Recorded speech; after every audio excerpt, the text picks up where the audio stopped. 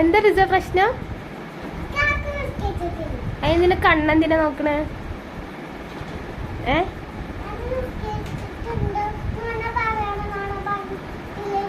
ആ ഇങ്ങനെ കണ്ണ് നോക്കിയ നുണ പറയാണോ സത്യം പറയണോ മനസ്സിലാക്ക?